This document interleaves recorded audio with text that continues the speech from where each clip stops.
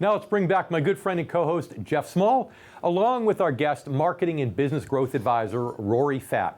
Rory has worked with thousands of restaurant owners, helping them double, triple, and even quadruple their profits. He's also built several and sold several of his own businesses, generating millions of dollars in sales. Rory, thanks for joining us today. Welcome to the Income Generation. Thank you for having me. I'm really excited about today's interview. Now, you look like you're in pretty good shape. So is it because of your last name that you made a decision at a very young age that you needed to stay in shape? Is that part of what motivates you at all to stay in such good condition? I guess it is. I always joke that my brother's name was Really, but yes, it is something that has in our family you have to be aware of. So let's talk about restaurants, one of your favorite topics, of course. Big restaurants and independents, both. What do you think the survival is going to be between, let's say, if you had to guess a percentage basis survival between the big chains versus the smaller independent restaurants? I get worried that, some of my favorite restaurants may not have the staying power to make it through the rest of this crisis. It's kind of hard to make money when you're running at 25 or even 50% capacity. It's very accurate, and there's no doubt there's going to be a thinning of the herd and consolidation in the industry. And it is a fair concern. I ask everyone to be kind to restaurants because this has been really, really hard, and the impact has been immediate and devastating. And most casual dining restaurants, and I work mainly with independent restaurant owners, their business model is really predicated on dine in, like 100% of their business. They weren't doing much in the way of takeout. So it has had a very significant impact, and there is going to be a thinning of the herd, no doubt. Jeff? So Rory, the larger chains had really embraced technologically advances and adoptions in improving their ordering online.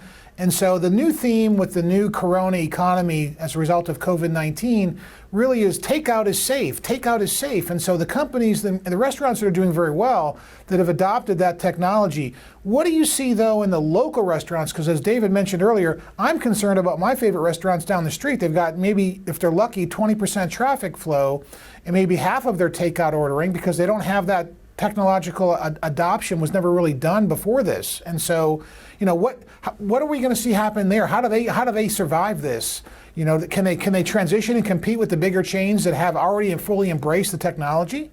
It's a fair concern, and it is happening very rapidly.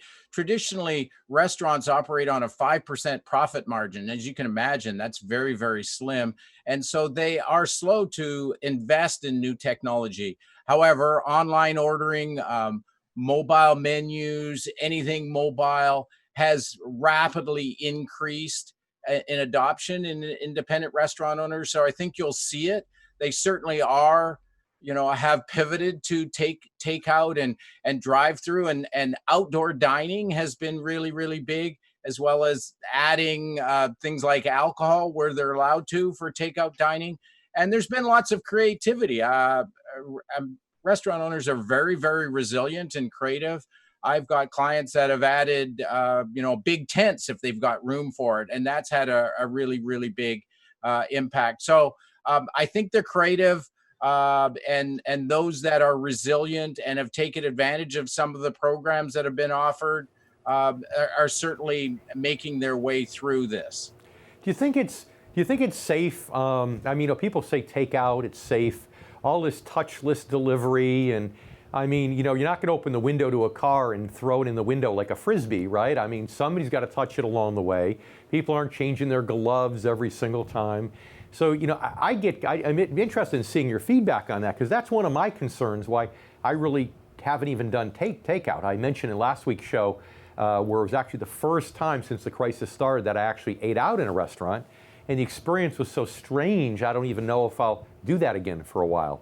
But is the takeout really safe as they say? Well, it's a good question, and there really is a variety of people's perspective on safety. And I'm not a medical expert as to what is safe, and that's kind of all playing itself out now. But I think what consumers are looking for, and I'm recommending to restaurant owners, is that is really the paramount thing, is to make sure their teams, their employees are safe and they're following the protocol. And so a large part, most restaurants are. It's kind of as if all consumers have moved and they're reestablishing relationships with businesses, and restaurants are certainly one of the prominent ones. So I think it is safe, but you do need to be looking and seeing what restaurant owners are doing to make sure that you are safe as a consumer. So I think generally takeout is considered as safe. What I'm told is that when we're in the same space for long periods of time with other people that are infected, that's when we are at risk. So I think, generally speaking, yeah, takeout is one of the safest things to do as a consumer today. It's safer than going to the grocery store or going to Home Depot. Takeout is much safer than everybody realizes. It's one of the top things that we can still do. And so, I think if you're a restaurateur, if you're creative, you're probably looking at ways to develop a restaurant theme that's based on takeout and delivery as a combination. I mean, would you not agree on that, Rory? That's going to be the trend as long as COVID is around. Yeah, no, takeout and delivery, and I'd like to talk a little bit more about delivery, but also drive-in and dine-out has been, outdoor dining has been really, really big. People seem to be very, very safe with dining outdoors on a patio. Sure. For delivery. Rory, I need to take a commercial break here, but let's have you back. If you could stay for a moment, I'd love to have you back in the next segment to talk more about this. I apologize. But stay with us, please, Rory. And you stay with us, too. We have more coming up here from Rory Fatt in just a moment on the income generation. We'll be right back.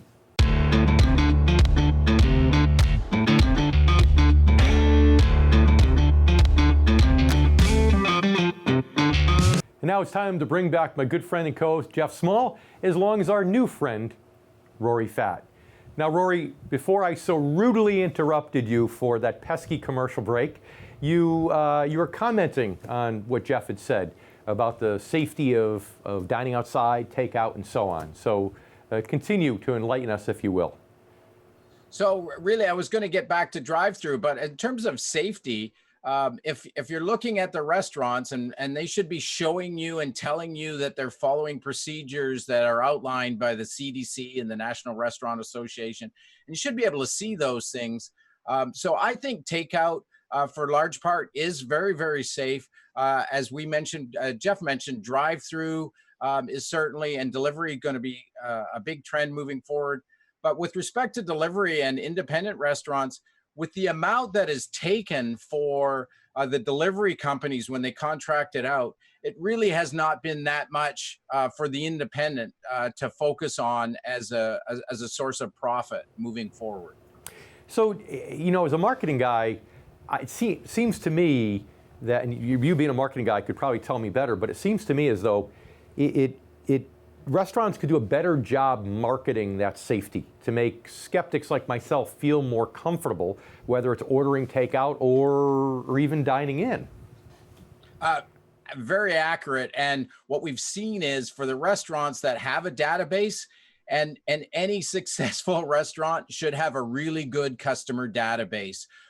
Direct mail address, email address, Facebook Live, all those things. And all the clients I'm working with are massively increasing their communication to tell people what they're doing. And more importantly, when you're in the restaurant, you should be seeing what they're doing, all the steps that they're taking to make sure that you're safe. So very, very important. Well, that all works, Rory, but in California, they just shut down all the restaurants. I mean, if you're a restaurateur, none of that really matters now. It's very, very hard and very, very frustrating for restaurants when they're following procedures and all of a sudden they have to start again. And the costs, these are all adding dramatically to the expenses of a restaurant, and their business model is built on 100% dine-in. So it's really turned everything on its ear. I'd like to switch gears if I can for the last 3 minutes or so and talk about marketing in general. Yeah, I know you come from a big digital marketing background and also, focusing primarily on restaurants, but talk to us about, how we can expect to be marketed to differently in the future now. Maybe in ways that were already trending, but maybe now have accelerated with this whole crisis in every industry. Certainly online reviews are something that everybody's looking at. People are looking at online reviews before they try any new business, and restaurants is a very big component of that. I'm actually a big old direct mail guy, and there's not as much direct mail in our mailbox right now. It's really standing out, and it's very, very effective. So I think with consumers now looking for new businesses, I think that there's going to be a lot more marketing coming to us, but safety is priority for their employees and also for their customers, and that really needs to be communicated in all their marketing. As a visionary, where do you see some of these restaurant owners or that can't stay afloat during this, or even some of their employees, some of the chefs, some of the people waiting tables, professional bartenders, professional wait staff, career people? If that changes, how do you see them being, as a visionary, how do you see them being retrained and what can they do? Well, I really think that this is where we're going to have to create experiences in a different way. Like, we've been evolving to do things virtually, so must a restaurant. I've got one client who's done tequila tastings and wine tastings and then hosted them virtually. Musicians, how can we integrate that so that you get the food and you come home and you have an experience that you can watch in and dial in. I think that, I don't know if this is going to last forever, but I also think that we're probably going to have to pay more for dine-in experience in a restaurant, because all these costs are massive and restaurants don't have the margins to absorb it. So I think we're going to see price increases too. Yeah. And Jeff, I know, for example, you've said before to me that if you had to pay more to go to your favorite restaurant to help them stay in business, you'd be willing to do that because it's a local business, it's your favorite restaurant, right? Well, I would not mind doing that at all, but the problem is you don't feel safe when you're in a restaurant. You're exposed, even though the servers and everybody in the restaurant has gloves and a mask on. It's all the other people that are sitting there eating and talking and whatever, because you can't wear a mask when you eat. And when you get, I was in a restaurant recently in North Carolina, and everybody in there their mask was off. Yeah, every patron. Of course. So 30 seconds left. Rory, what do you tell all the restaurateurs listening to the show here, watching the show? What do you tell them to do to have the best chance of staying afloat over the next several months until we get an answer to the virus? Well, take advantage of all the programs. Most restaurants conserve your resources as much as possible. Massive communication, build a database, and massive communication of what you're doing, so people like all the precautions they're taking so that they can have a safe experience when they do dine out. Those are all very, very important things. Makes good sense. Rory, thanks so much for being part of the show. We really appreciate it. Hope to see you again. Yes. And you stay with us too. We have more coming up here in just a moment on the Income Generation. We'll be right back.